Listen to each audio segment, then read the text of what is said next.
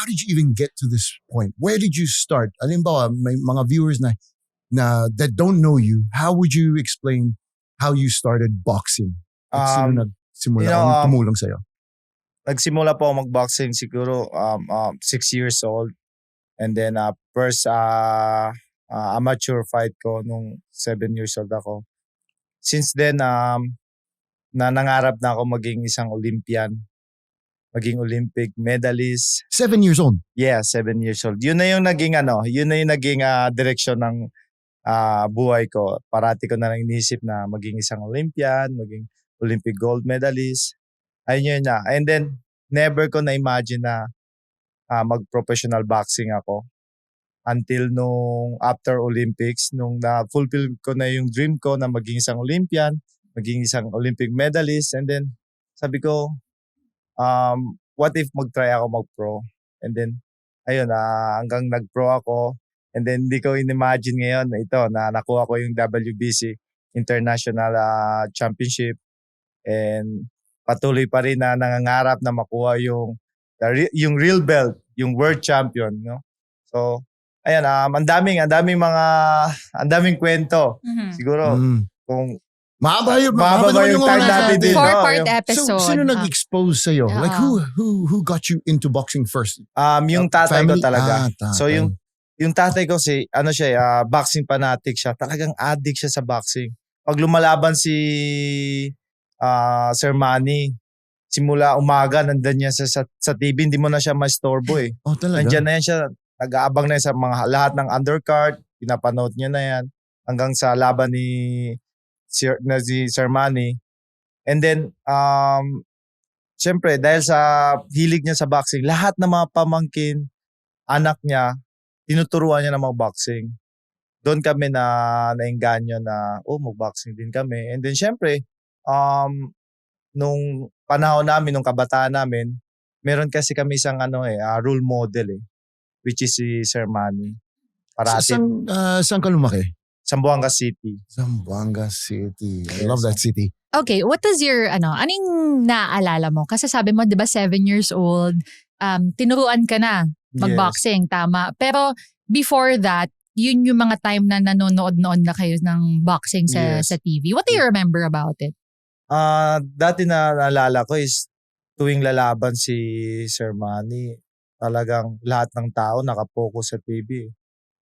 Lahat, like parang holiday, especially sa lugar namin. Maliit na lugar lang yung Zamboanga, yung syudad namin. Parang lahat ng tao nakatutok sa TV. So, bilang isang bata na nangangarap din na maging isang boksingero, sabi ko, gusto ko na balang araw ganito din yung mga tao na pinapanood din yung laban ko. And doon ko naramdaman yun nung 30th birthday ko, which is yung laban ko dito sa 3-Line Manila. Birthday ko nung time na yon. And then, yung mga tao nandun, nanonood sa akin, lalo na yung munti ko na ma-knockdown yung kalaban ko, nagtayuan yung mga tao. So, sabi ko, ito na pala, ito yung totoong boxing. After 30 years ko pa after 7 years old, so after 20 years ko pa naramdaman yun. Mm-hmm. Yung ganong na experience. And then, ngayon, mas lalo po ako na motivate, na lalo ko pang pabutin yung ensayo ko at balang araw makuha ko yung world title. And ngayon, dito, sa SEA Games, tuloy-tuloy pa rin yung pangarap ko. Binibigyan pa rin po ako ng opportunity na lumaban sa SEA Games at lalong-lalo na po sa Olympics.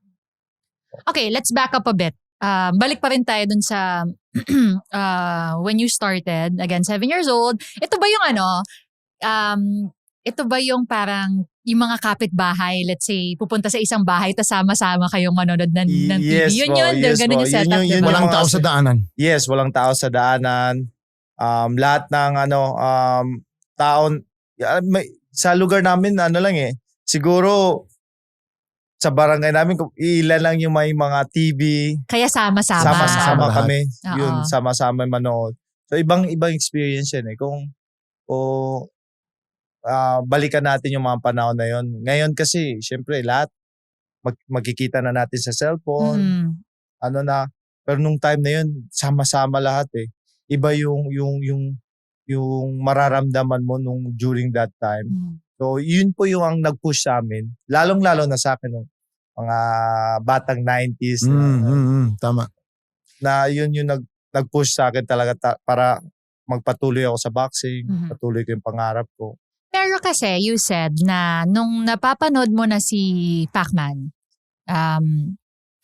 you were 7 years old, parang sabi mo, gusto ko maging ganyan. Na-realize mo ba what kind of sacrifice, yung oras, dugo, pawis, lahat yun, na kinakailangan talaga to get to that level? Because you were 7 years old at that time. That Ano time, bang mentality nun? that time Anong mentality nun? di ko pa alam yun eh. Until na nandun na ako, na ginagawa ko na. Ilan taon yan?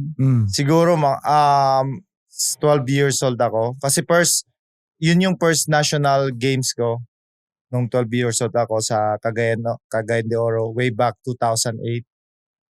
Doon ko na naramdaman yung pagod. Kasi maraming beses na gusto ko na mag-give up eh. Una-una na yung kulang yung support, yung exposure, walang masyadong tournament. Siyempre, bilang isang bata, gusto ko din makasama yung mga kaibigan ko lumaro sa labas. Pero hindi ko nagagawa yun eh dahil sa boxing. Hindi kailangang clutch ang panunood. Head on over to Clutch Talks on YouTube, Spotify, and Apple Podcasts for the full episode. Leave a like, comment, and subscribe on Clutch Talk Social na rin para hindi mahuli sa Usapang Clutch.